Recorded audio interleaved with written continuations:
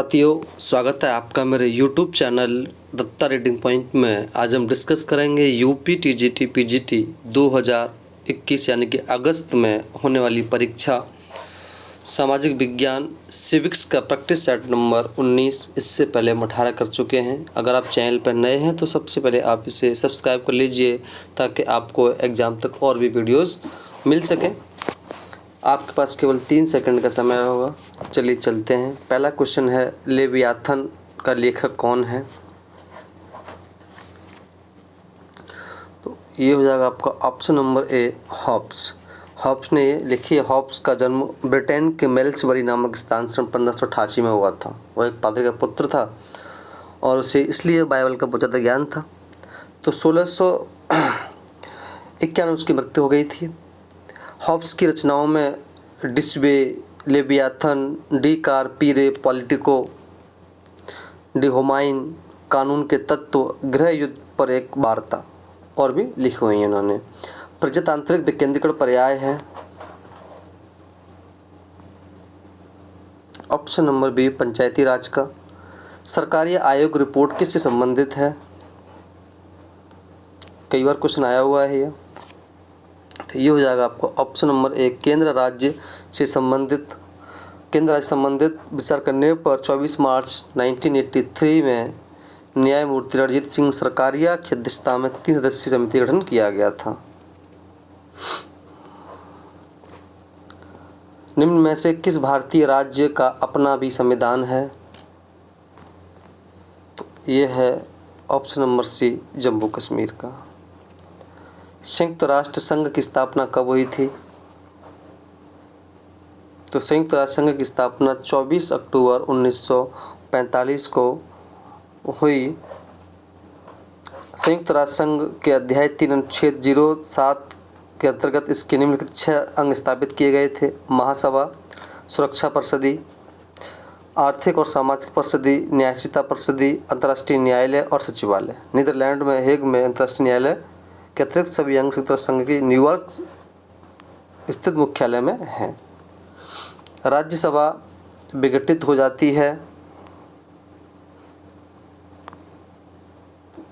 इसका सही आंसर होगा वो हो जाएगा आपका ऑप्शन नंबर सी, कभी विघटित नहीं होती है। लोकसभा की निश्चित कालावधि होती है और उसका विघटन राष्ट्रपति किसी भी समय कर सकता है। इसके विपरीत राज्यसभा एक स्थायी निकाय है और उसका विघटन नहीं किया जा सकता। जहां राज्यसभा के किसी एक सदस्य का कार्यकाल 6 वर्ष का होता है, वहीं उसके सदस्यों में से यथासंभव एक तिहाई सदस्य प्रत्येक द्वितीय वर्ष की समाप्ति पर सेवा से निवृत्त हो जाते हैं। इस तरह से इसका चुनाव चलता है। राजनीतिक कानून का संबंध है व्यक्ति के बाहरी आचार व्यवहार से। प्रशासनिक कानून निम्नलिखित में से किसके मध्य संबंध निश्चित करता है?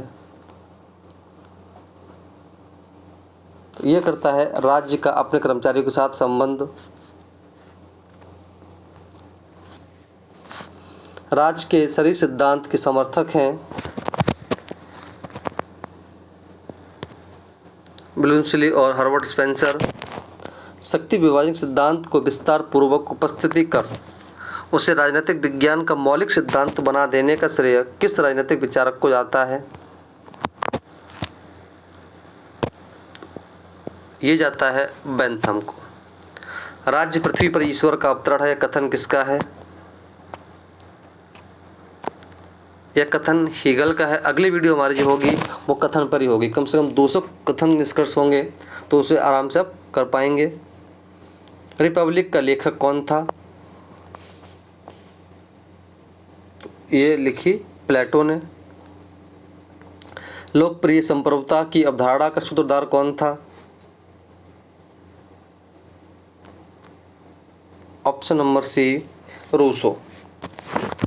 किसने 2 प्रकार के समझौते, एक सामाजिक और दूसरा सरकारी, का प्रतिपादन किया? तो ये करते हैं लॉक साहब। लॉक के सामाजिक समझौते सिद्धांत के अनुसार 2 प्रकार के समझौते होते थे। पहले समझौते द्वारा तो एक राजनीतिक समाज की स्थापना की गई और दूसरे समझौते द्वारा शासक व शासित के मध्य शर्तें निश्चित करते हुए सरकार की स्थापना की गई थी। भारतीय संविधान के लिए मसौदा तैयार करने वाली समिति का अध्यक्ष कौन था? तो ये doctor B R Ambedkar. B R Rao द्वारा तैयार किए गए संविधान की प्रारूप विचार विमर्श करने के लिए संविधान सभा का 29 अगस्त 1947 को एक संकल्पबद्ध किया गया प्रारूप समिति का गठन किया गया। इसके अध्यक्ष के रूप में डॉक्टर भीमराव अम्बेडकर को चुना गया। भारतीय संविधान में मौलिक अधिकारों की व्याख्या व्यवस्था किस देश के संविधान से ली गई है? तो मौलिक अधिकार जो लिए गए वो लिए गए यूएसए से, आप सभी जानते हैं। भारत के राष्ट्रपति का वेतन 1 लाख से 5 लाख रुपए प्रति माह।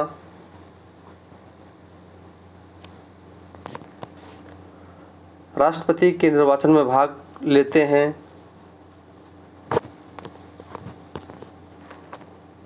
ऑप्शन नंबर डी संसद के दोनों सदनों के निर्वाचित सदस्य और राज्यों और केंद्र प्रदेशों के विधानसभाओं के निर्वाचित सदस्य। माइन काम्फ पुस्तक का लेखक निम्न में कौन है? तो ये ऑप्शन नंबर ए हिटलर। अरस्तु क्रांति के किस सिद्धांत का समर्थक था? नव उदारवादी। भारत के राष्ट्रपति की आपातकालीन शक्तियां निम्न में से किस देश की देन हैं?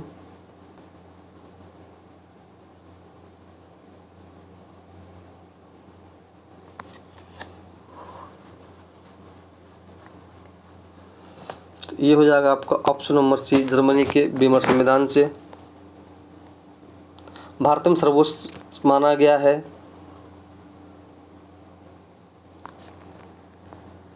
संविधान,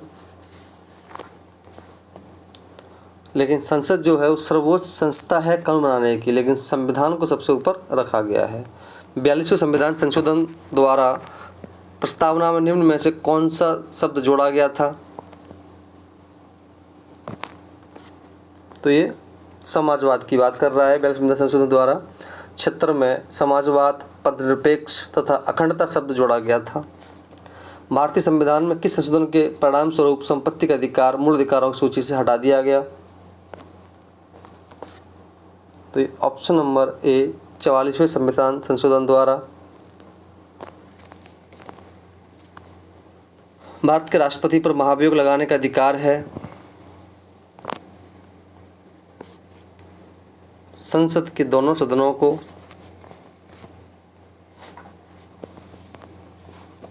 भारत में राष्ट्रपति राज्यसभा के कितने सदस्यों को मनोनीत करता है? तो राज्यसभा में ये 12 मनोनीत करता है जो साहित्य, कला, विज्ञान, सामाजिक सेवा क्षेत्र विशेष योगदान दिया हो। भारतीय संसद के दोनों सदनों की संयुक्त बैठक में अध्यक्षता कौन करता है? अध्यक्ष लोकसभा का अध्यक्ष ही करता है, लेकिन बुला सकता है कौन? राष्ट्रपति।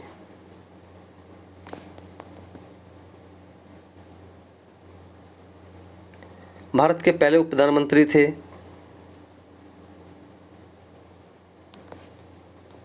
Option number D Sardar Patel. Bharat संविधान में प्रधानमंत्री पद की कोई व्यवस्था नहीं है, इसके बावजूद समय समय पर इस पद की व्यवस्था की जाती रही है। इस पद का अब तक 7 बार सृजन किया गया। पहली बार इस पद का सृजन प्रथम लोकसभा के दौरान प्रधानमंत्री जवाहरलाल नेहरू द्वारा किया गया था। इस प्रकार सरदार वल्लभ भाई पटेल उप प्रधान पद को सुशोभित करने वाले प्रथम व्यक्ति थे। भारतीय संविधान में प्रथम संशोधन हुआ था ऑप्शन नंबर बी 1951। भारत संविधान में संशोधन 18 जून 1991 में किया गया। संशोधन अधिनियम अनुच्छेद 15, 1985, 87, 174, 176, 372 और 376 संशोधन किया गया था और इससे 8वीं अनुसूची और संविधान में 8वीं अनुसूची और भी बढ़ा दिया गया था। उच्चतम न्यायालय के मुख्य न्यायाधीश का वेतन होता है 1 लाख रुपए प्रति माह। महान ग्रंथ अर्थशास्त्र के लेखक हैं, आप सभी जानते हैं, इसको बताने की आवश्यकता भी नहीं समझता मैं। Option number B Kautilya. Uttar Pradesh की प्रथम महिला मुख्यमंत्री कौन थी? ये थी सुचेता कृपलानी। केंद्र राज्य संबंध में विवाद का एक कारण रहा है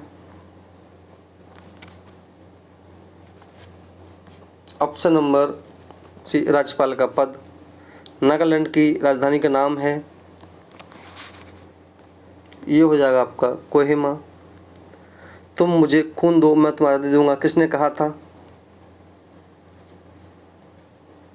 सुभाष चंद्र बोस ने। तुम मुझे खून दो मैं तुम्हारा दे दूंगा, उपरोक्त कथन सुभाष चंद्र बोस का है। राजनीतिक दल निम्न में से किसके लिए जरूरी है?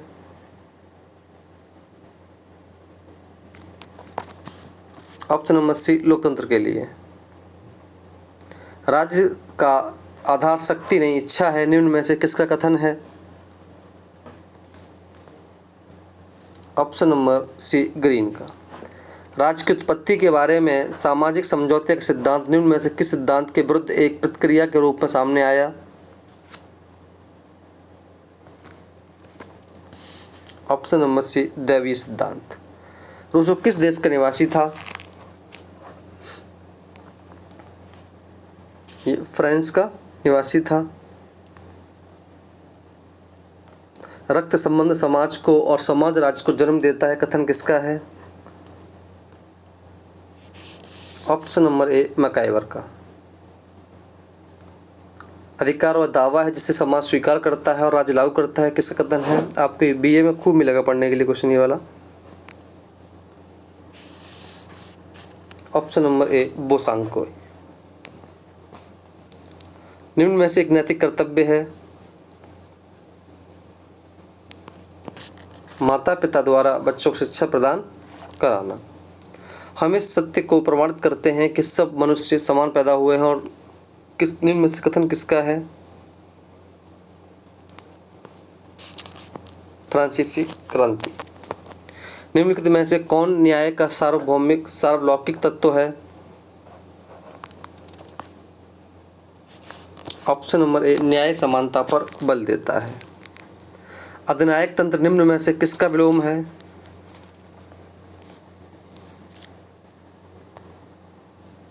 लोकतंत्र। भारत की खोज पुस्तक के लेखक हैं? Option number C, Jawaharlal Nehru. किस संविधान संशोधन अधिनियम के अंतर्गत भूतपूर्व देशी राजाओं के प्रिवी पर्स को समाप्त कर दिया गया था? ऑप्शन नंबर बी, 26वां संविधान संशोधन 1971 द्वारा भूतपूर्व देशी रियासतों के शासकों का प्रिवी पर्स समाप्त कर दिया गया था।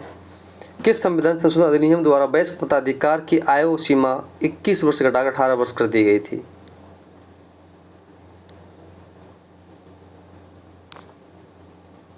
Option number C. निम्न में से कौन सा निर्वाचन आयोग का आयोग का कार्य नहीं है?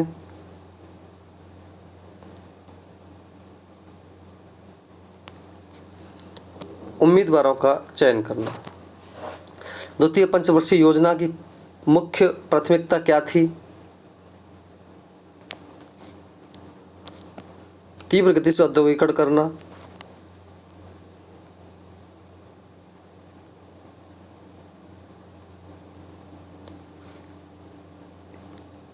इक्यावन नंबर क्वेश्चन जो है वो थोड़ा सा यहाँ हट गया है। 52 देखते हैं। स्टेट एंड रिवॉल्यूशंस पुस्तक के लेखक कौन हैं?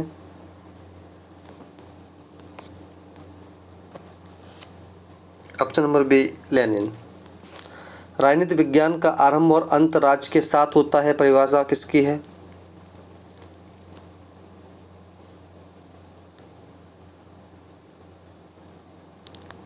ऑप्शन नंबर ए, गार्नर। स्टेट शब्द का प्रयोग निम्न में से सर्वप्रथम किसने किया था? Option number C, Machiavelli. किस विचारधारा ने निजी संपत्ति की प्रगति को आवश्यक शर्त माना है?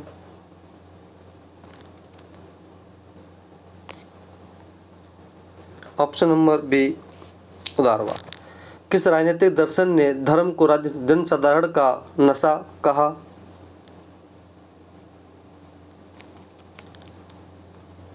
Option number D, Karl Marx. Marx ने धर्म को जनता के शोषण का एक साधन ही माना है और उसका विचार है कि वर्तमान समय में शोचनीय दशा के लिए बहुत कुछ सीमा तक धर्म को उत्तरदायी है। इतिहास में एक नहीं बल्कि कितने ही लुई और जार पैदा हुए लेकिन जनता ने अपने धार्मिक अंधविश्वास के कारण उनके अन्याय और शोषण के विरुद्ध कोई आवाज़ नहीं उठाई। मार्क्स ने धर्म के भाग्यवाद से दर्शन को बहुत अधिक शरारतपूर्ण मानता है, जिसमें इतिहास और सभ्यता के नैसर्गिक विकास को रोक है। एक अन्य स्थान पर मार्क्स धर्म को जनता की अफीम की संज्ञा देता है, जिसे खाकर जनता विकास के मार्ग पर आगे बढ़ने की बजाय पतन के गर्त में पड़ ऊँघती रहती है। भारत संविधान के अनुसार तथ्यात्मक संप्रभुता निवास करती है। ऑप्शन नंबर डी जनता। निम्नलिखित में से किस संविधान संशोधन अधिनियम के द्वारा सिक्किम को भारतीय राज्य प्रणाली का अभिन्न अंग स्वीकार किया गया है? ऑप्शन नंबर बी 36वां संविधान संशोधन 1975 द्वारा सिक्किम को भारतीय संघ में संघ के 22वें राज्य के रूप में प्रवेश मिला। निम्नलिखित में से किस संविधान पदाधिकारी को उसके पद से पदच्युत करने के लिए महाभियोग की प्रक्रिया का पालन करना आवश्यक नहीं है? ऑप्शन नंबर बी उपराष्ट्रपति। उपराष्ट्रपति को पद से हटाने के लिए संकल्प राज्यसभा में पेश किया जाता है, लेकिन उपराष्ट्रपति को पद से हटाने का संकल्प राज्यसभा में ही पेश करने से पहले उसकी सूचना उन्हें 14 डेज पहले देनी होती है। राज्यसभा में संकल्प पारित होने के बाद उसे कोलकाता में अनुमोदन के लिए भेजा जाता है। लोकसभा में यदि लोकसभा संकल्प को अनुमोदित कर देती है तो उपराष्ट्रपति के पद से उसे हटा दिया जाता है। आचार्य कौटिल्य ने राज्य को किस रूप में देखा है? एक दैवी संस्था के रूप में। निम्नलिखित में से किसके द्वारा स्वतंत्रता को सकारात्मक अवधारणा का प्रतिपादन किया गया? Option number A J S. Mill. समानतावादी विश्व के समक्ष समानता का मूल्य बनाए रखने के लिए अपर्याप्त पाते हैं। उन्होंने इसके लिए निम्नलिखित में से किसके कारण माना है?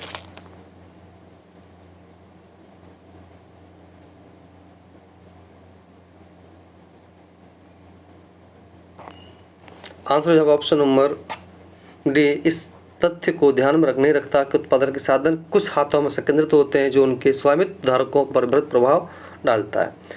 कौन सा सिद्धांत राज्य के रात्रि के पहरेदार की भूमिका का समर्थन करता है? ऑप्शन नंबर बी उदारवादी सिद्धांत। तो ये था आपका प्रैक्टिस सेट नंबर 19। अगर आपको अच्छा लगा हो तो आप इसे लाइक करें, दोस्तों शेयर करें। धन्यवाद।